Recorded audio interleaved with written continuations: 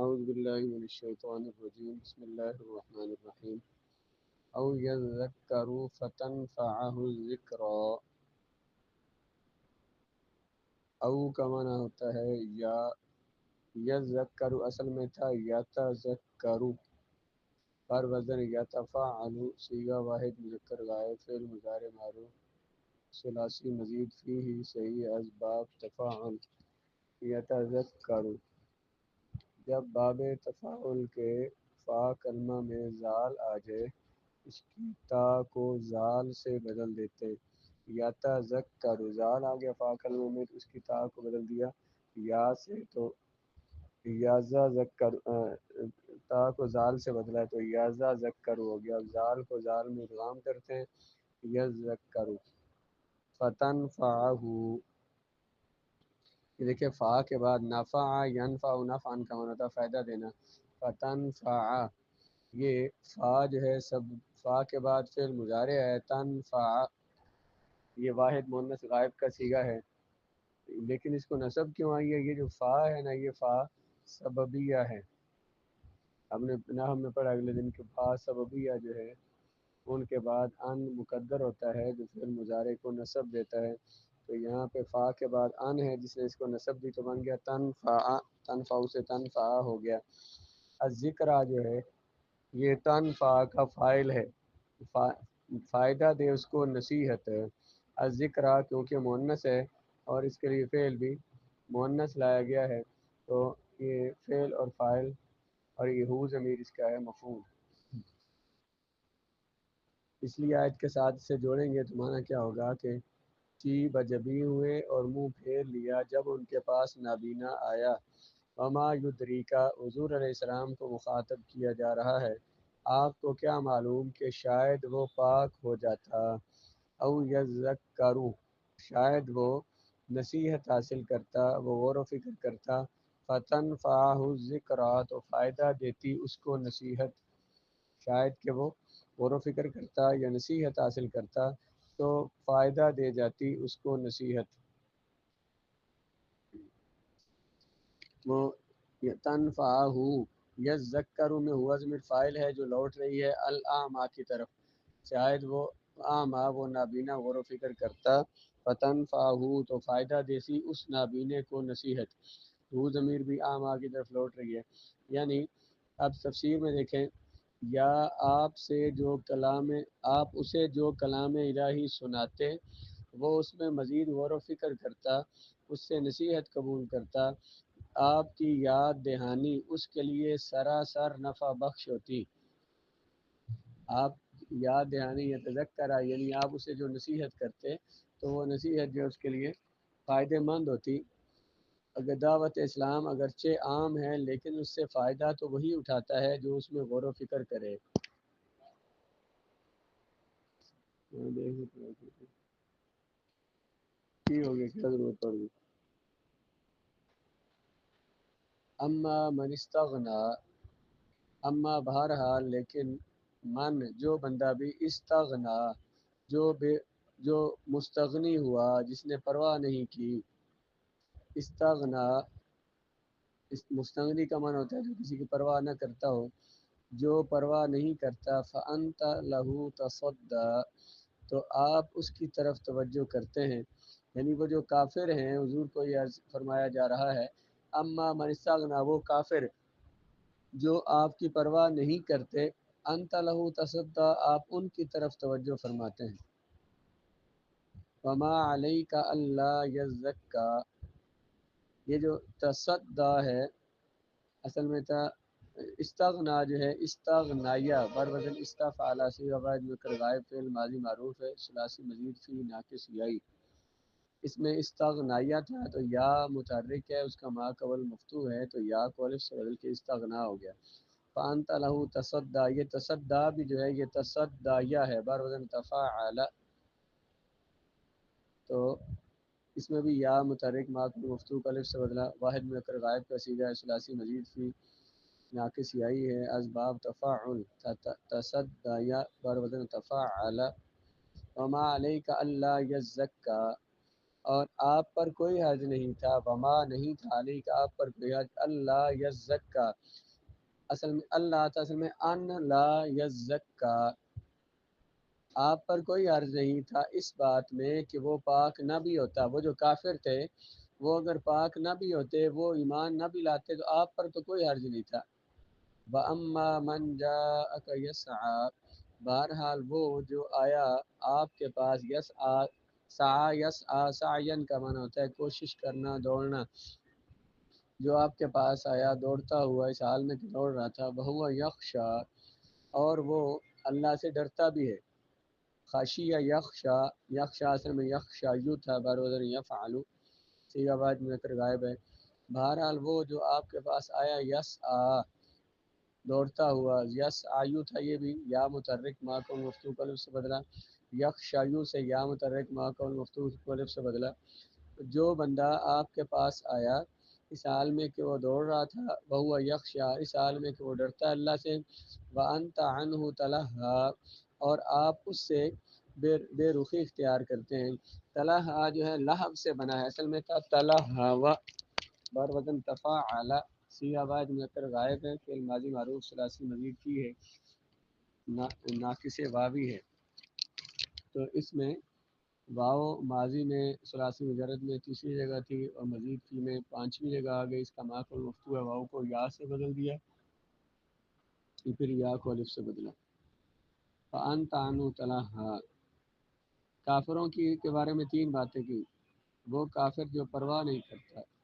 وَأَنْتَ لَهُ تَصَدَّىٰ، آپ اس کی طرف توجہ کرتے ہیں،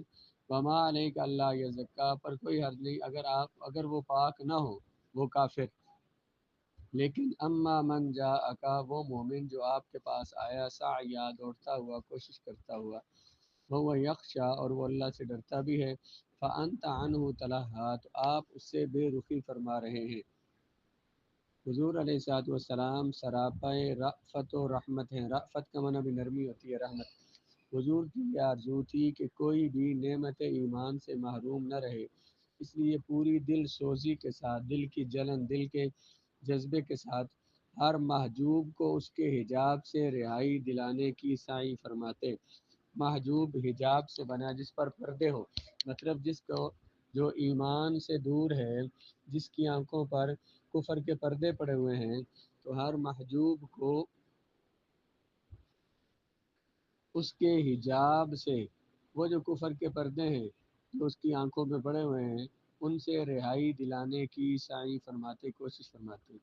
حضور کی اسی کیفیت کو قرآن نے حریص علیکم کے کلمات کے ساتھ یاد کیا ہے کہ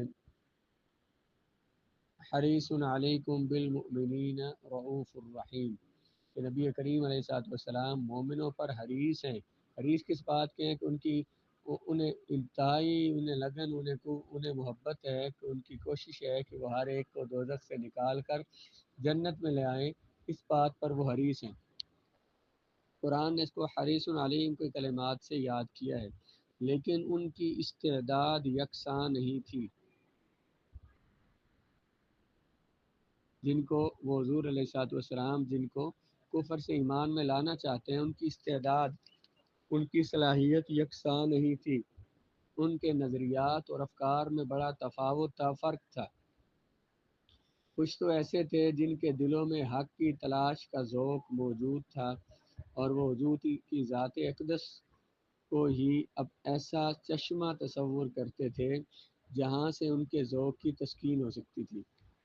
وہ حضور کی ذات اقدس کو ایسا چشمہ تصور کرتے تھے جہاں سے ان کے ذوق کی تسکین ہو سکتی تھی، ان کا جو دین کی طرف آنے کا ذوق تھا وہ مکمل ہو سکتا تھا۔ اکثریت ایسے لوگوں کی تھی جنہوں نے یہ طے کر لیا تھا کہ کچھ بھی ہو جائے وہ اس کو ہرگز، اس ایمان کو، اس دین کو قبول نہیں کریں گے۔ اگر داعی ان نااہلوں کی طرف زیادہ توجہ مبذول فرمائے، وہ جو دین کی طرف آنا ہی نہیں چاہتے، جو نااہل ہیں، اور حق کے متلاشیوں کی طرف سے بے اعتنائی برتے، بے توجہی فرمائے، تو اس دعوت کی ترقی میں غیر معمولی رکاوٹیں پیدا ہو جاتی ہیں۔ جو حق کی تلاش میں ہیں، اگر داعی اسلام ان کی طرف مکمل توجہ نہ فرمائیں، اور جو اسلام کی طرف نہیں آنا چاہتے تو ان کی طرف زیادہ توجہ کریں، اور ایمان والوں سے بے اتنائی بے توجہی برتیں تو اس دعوت کی ترقی میں غیر معمولی رکاوٹیں پیدا ہو جاتی ہیں۔ اللہ تعالیٰ اپنے محبوب کی تأدیب اور تربیت خود فرماتے ہیں۔ تأدیب ادب یؤدب تأدیبا ہوتا ہے، ادب سکھانا، تربیت کرنا، پالنا۔ اللہ تعالیٰ اپنے محبوب کو ادب خود سکھاتے ہیں، اور ارشاد ہے کہ وہ شخص جو اس دعوت کی طرف سے بے نیازی کا رویہ اختیار کیے ہوئے ہے وہ کافر، جو آپ کی دعوت سے بے نیاز ہے، اسے ضرورت ہی نہیں پڑتی ہے، آپ اس کی طرف ہمہ تن متوجہ ہیں، مکمل طور پر متوجہ ہیں، حالانکہ اگر وہ مسلمان نہ ہو تو آپ کی بلا سے، اگر وہ مسلمان نہیں ہوتا تو آپ کو کیا فرق پڑتا ہے؟ نہ آپ پر اس کے اسلام لانے کی کوئی ذمہ داری ہے، نہ آپ کو اس کے کفر سے کوئی ضرر اور نقصان پہنچ سکتا ہے، لیکن وہ طالب حق جو حق کا پیغام سننے کے لیے سخت بےتاب ہے، فرط شوق، فرط کے زیادتی کو، شوق کی زیادتی سے آپ کے قدموں میں دوڑا چلا رہا ہے، اور اس کے دل میں محبت عشق کی فراوانی ہے، اس وجہ سے دوڑا چلا رہا ہے، اور اس کے دل میں خدا کا خوف ہے، آپ اس کی طرف سے کیوں بے اعتنائی برتے ہیں؟ اے میرے حبیب، آپ کو یہ بات زیب نہیں دیتی، شمع ہدایت پر پروانہ وار نثار ہونے والوں کی طرف سے بے رخی آپ کے شایان شان نہیں ہے۔ یہ دیکھیں رسول اللہ علیہ السلام کو مخاطب کیا گیا، فَأَنْتَ عَنْهُ تَصَدَّى، آپ ان سے بے توجہی فرماتے ہیں، فَمَا عَلَيْكَ أَلَّا يَزَّكَّى، آپ پر کوئی حرج نہیں اگر کافر مومن نہیں ہوتے، لیکن من جاءک، جو مومن آیا آپ کے پاس کوشش کرتے ہوئے اور وہ مومن اللہ سے ڈرتا بھی ہے، فَأَنْتَ عَنْهُ تَلَاهَا، آپ اس سے بے رخی فرما رہے ہیں۔ تو یہ پیر صاحب نے اتنے خوبصورت انداز میں ان آیات کی تفسیر فرمائی ہے کہ سرکار کی ذات اقدس کو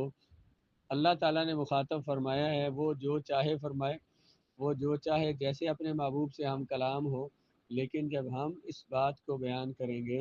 تو ہم اس ادب سے بیان کریں گے کہ رسول گرامی صلی اللہ علیہ وآلہ وسلم کا ادب بھی ملوث خاطر رہے،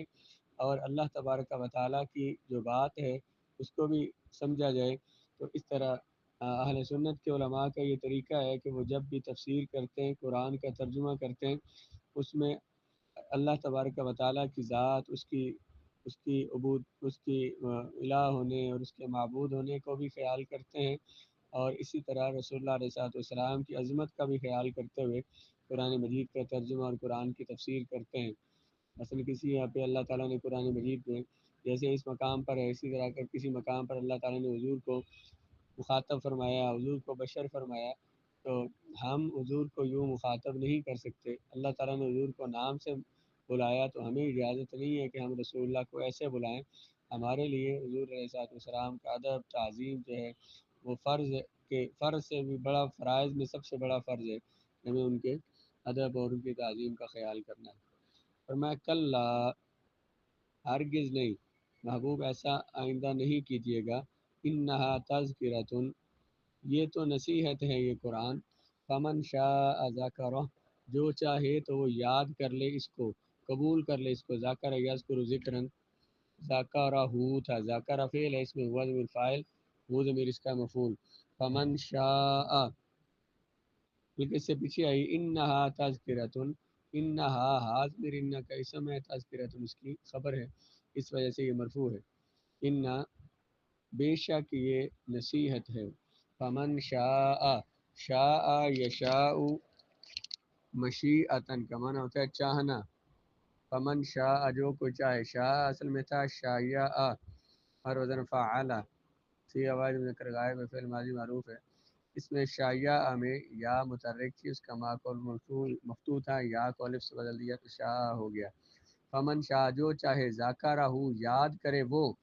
اس قرآن کو، اس نصیحت کو، ذاکرہ فعل ہے، اس میں ہوا ضمیر فاعل ہے، واحد مذکر غائب کا صیغہ، اس میں ہوا ضمیر فاعل ہے، ہوا ضمیر مفعول ہے، جو کوئی چاہے ذاکرہ وہ یاد کرے اس نصیحت کو، فی صحف مکرمۃ، یہ جو قرآن ہے یہ صحیفوں میں ہے، مکرمۃ ایسے صحیفے جو معزز ہیں، جو عزت و تکریم والے ہیں، جو شان والے ہیں۔ مرفوعات مطہرات، رافع یرفع کا معنی ہوتا ہے بلند ہونا، مرفوعات جن کو بلندی دی گئی ہو، مطہرات جن کو پاک کیا گیا ہو، طہر یطہر تطہیرا، طہر یطہر تطہیرا فهو مطہر،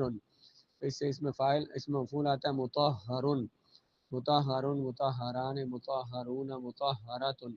جس کو پاک کیا گیا ہو۔ مرفوعات رفع یرفع، رفعا فهو رافع، اور اس سے اس میں فاعل آئے گا رفیع یرفع رفعا فذاک مرفوع، جس کو اٹھایا گیا ہو، جس کو بلند کیا گیا ہو۔ تو یہ قرآن کیا ہے؟ فی صحف مکرمۃ، مکرمۃ بھی واحد مؤنث اس میں مفعول کا صیغہ ہے، ثلاثی مزید فی صحیح اسباب تفعیل، کہ یہ صحیفوں میں ایسے صحیفے جن کو معزز بنایا گیا ہے، جن کو عزت دی گئی ہے، مرفوعۃ ایسے صحیفے جن کو بلند مرتبہ دیا گیا ہے، مطہرۃ وہ صحیفے جن کو پاک رکھا گیا ہے، بِأَيْدِي سَفَرَةٍ یہ جو قرآن ہے یہ عزت والے صحیفوں میں ہے، اور بلند ایسے صحیفے جن کو مرتبہ بلند دیا گیا ہے، ایسے صحیفے جو پاک ہیں۔ صحف موصوف ہے، مکرمۃ اس کی ایک صفت، مرفوعۃ دوسری صفت، مطہرۃ تیسری صفت ہے۔ بِأَيْدِي سَفَرَةٍ یہ بِأَيْد یدن کی جمع ایدی ہے، یہ ان ہاتھوں میں ہے، سَفَرَةٍ جو لکھنے والے ہیں، لکھنے والے کاتبوں کے ہاتھوں میں، کاتب لکھنے والے۔ یہ سافراتن جو ہے یہ سافرن کی جمع ہے، اس میں فاعل ہے سافرن، سافران، سافرون، تو یہ سافرون اس کی جمع مذکر سالم ہے، اسی طرح اس کی جمع مکسر آتی ہے سافراتن، جیسے طالب ان کی جمع آتی ہے طالباتن۔ تو بِأَيْدِي سَفَرَةٍ یہ لکھنے والوں کے ہاتھوں میں ہے، کرامن یہ کریم ان کی جمع ہے، کرامن عزت والے ہیں، بارارتن جو نیکوکار ہیں، کرامن جمع ہے کریم ان کی، کریم کریمان کریمون یہ صفت مشبہ کا صیغہ، اس کی جمع مکسر آتی ہے کرام، کریم ان کی جمع کرام، بارارتن یہ جمع ہے بارن کی، بارن کہتے ہیں نیکی کرنے والا، برن نیکی کو کہتے ہیں، اس سے برا، برا یبرو اس کا معنی ہوتا ہے نیکی کرنا، تو اس سے اس میں فاعل آتا ہے بارن، بارن کی جمع ہے بارارتن،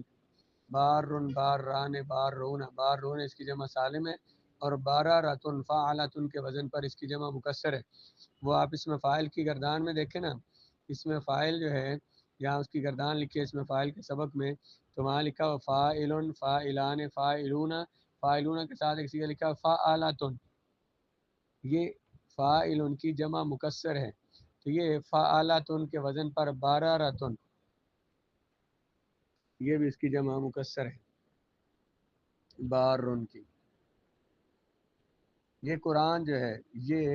عزت والے معزز صحیفوں میں ہے، ایسے صحیفے جو بلند ہیں، ایسے صحیفے جو پاکیزہ ہیں، بِأَيْدِي سَفَرَةٍ یہ کاتب لکھنے والوں کے ہاتھوں میں ہیں، وہ لکھنے والے کرامن جو بزرگی والے ہیں، بزرگ ہیں، کریم ان کی جمع کرام ان بزرگ ہیں، عزت والے ہیں، بارارتین جو نیکوکار ہیں، نیک ہیں۔ اب اس کی حاشیہ نمبر 6 جو ہے تفسیر اس کی دیکھیے، کلا انہا تذکرہ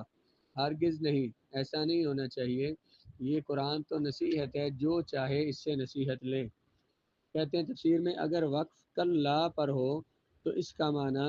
ردا اور زجر ہوگا، اگر کلا کے بعد وقف ہونا تو یہ کلا کس لیے ہے؟ ڈانٹنے کے لیے، زجر کے لیے، ردا اور زجر کا ایک ہی معنی، یعنی ایسا ہرگز نہیں ہونا چاہیے۔ اگر کلا پر وقف نہ کیا جائے تو پھر یہ جو کلا ہے یہ حقاً کے معنی میں ہوتا ہے، کلا انہا تذکرہ یقیناً یہ نصیحت ہے، یہ قانون بیان کیا۔ لفظ کلا کا معنی کیا کریں گے؟ اگر کلا کے بعد وقف کیا جائے تو پھر اس کا معنی ہوگا ہرگز نہیں، یہ ڈانٹنے کے لیے ہے، اور اگر کلا کو آگے ملا کے پڑھا جائے اس کے بعد وقف نہ ہو تو پھر یہ کلا یقیناً کے معنی میں ہوتا ہے، یعنی یقیناً یہ آیات ربانی ایک تذکرہ ہے، نصیحت ہے، جس کا جی چاہے اس سے نصیحت قبول کرے اور اپنی بگڑی بنا لے، اور جس کا جی چاہے اس سے اعراض کرے۔ اعراض منع توجہ پھیر لینا، ان لوگوں کو فوز و فلاح کامیابی حاصل کرنے کے لیے اس دعوت کی حاجت ہے، ان کو کامیابی حاصل کرنے کے لیے اس دعوت کی ضرورت ہے، اس دعوت کو ان کی کوئی ضرورت نہیں ہے۔ ایسے صحیفوں میں ہیں جو بلند ہیں، جو پاکیزہ ہیں۔ قرآن کریم کی عظمت شان کا ذکر ہو رہا ہے کہ قدرت نے اسے ان باعزت صحیفوں میں محفوظ کر دیا ہے جن کی شان بڑی اونچی ہے، جن کا مرتبہ بڑا عالی اور بلند ہے۔ یہ ہر ملاوٹ اور آمیزش سے پاک ہے، کسی کی یہ مجال نہیں کہ اس میں اپنی طرف سے کسی چیز کا اضافہ کرے یا اس میں باطل چیز کو ملا دے۔ اتنا پاکیزہ یہ کلام ہے کہ اس میں کوئی باطل بات نہیں ہے، کوئی اس میں ملا بھی نہیں سکتا۔ کرام بررۃ، ان فرشتوں کے ہاتھ میں جو لکھنے والے ہیں، جو عزت والے ہیں، جو نیکوکار ہیں۔ سافرۃ، سافر ان کی جمع، اس کا معنی ہے پوشیدہ چیز کو ظاہر کرنے والا۔ کاتب کو بھی سافر کہتے ہیں، لکھنے والے کو بھی، کیونکہ وہ اپنی تحریر سے اپنے ما فی الضمیر کو ظاہر کرتا ہے۔ ما فی الضمیر، جو اس کے ضمیر میں، اس کے دل میں، اس کو اپنی تحریر سے ظاہر کرتا ہے، تو اسے بھی سافر کہتے ہیں۔ یہاں سے ان فرشتوں کی تعریف کی جا رہی ہے جنہوں نے ان پاکیزہ صحیفوں میں کلام الہی کو تحریر کیا ہے، کہ وہ بڑے بزرگ ہیں۔ ان سے یہ توقع ہرگز نہیں رکھی جا سکتی کہ انہوں نے کچھ اپنی طرف سے اضافہ کر دیا ہوگا یا کچھ کمی کر دی ہوگی۔ وہ نیکوکار ہیں، اللہ تعالیٰ کے حکم کی تعمیل میں غفلت اور سستی ان سے ممکن ہی نہیں ہے۔ اللہ تعالیٰ کے حکم پر عمل کرنے میں وہ ذرا بھی غفلت اور سستی نہیں کرتے ہیں۔